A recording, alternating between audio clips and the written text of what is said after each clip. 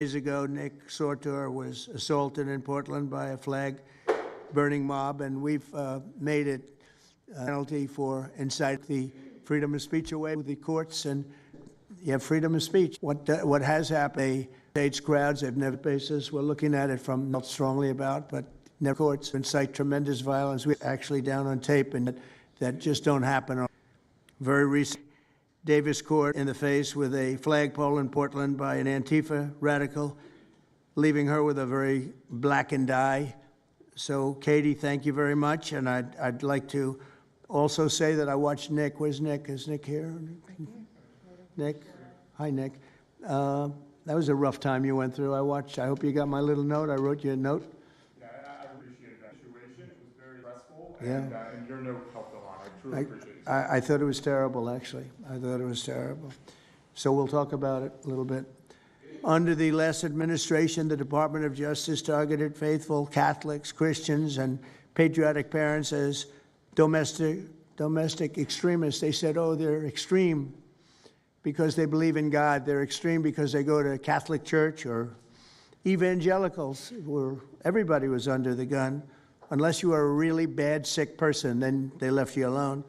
Under the Trump administration, we're going after Antifa criminals, and all who fund and support their campaigns are in serious trouble. And we have a lot of records already, a lot of surprises, a lot of bad surprises. It's people that you would never think. I want to thank Attorney General Pam Bondi, who, by the way, yesterday was incredible in Congress.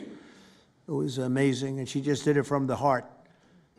And the brain, because she's very smart, in all fairness. But she did it from the heart, and she did it an incredible. Everybody was talking about it. She exposed some of these fake senators, these terrible senators, people like Blumenthal that had a phony war record. For 20 years, he talked about what a hero he was, and it turned out he never went to Vietnam. For 20 years, he talked about being a hero in Vietnam. Then it was exposed when he said what platoon he was with, and it was exposed that somebody was watching from that particular platoon. They said he was never with us. And then he went out and he cried, and he was ready to drop out of the election. And disgraceful. And then he looks at people like Pam and he starts criticizing. She's a patriot. They ought to do something with that. You know, we have a young congressman that's right now in jail for lying about where he went to college and other things. It was, you know, frankly not good. It was pretty bad. But it was nothing compared to Blumenthal. I mean, what Blumenthal did, he was for 20 years a hero, a great war hero. And then he sits back and, you know, sanctimonious kind of a guy, looks down, how dare you do this to the American public, you know? What a fake. But I thought Pam was incredible yesterday, as well as Secretary Kristi Noem, who's really out there courageously, and I appreciate it, Kristi, amazing what you're doing.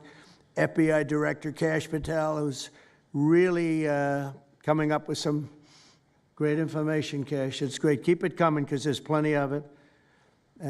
Deputy Attorney General, one of the best lawyers you'll ever find, Todd Blanche, who I know personally is a good lawyer because I'm here. Thank you very much, Todd. Good job, Todd. Let me ask Attorney General Bondi to say a few words, and then we'll follow it up with Secretary Noem and Director Patel.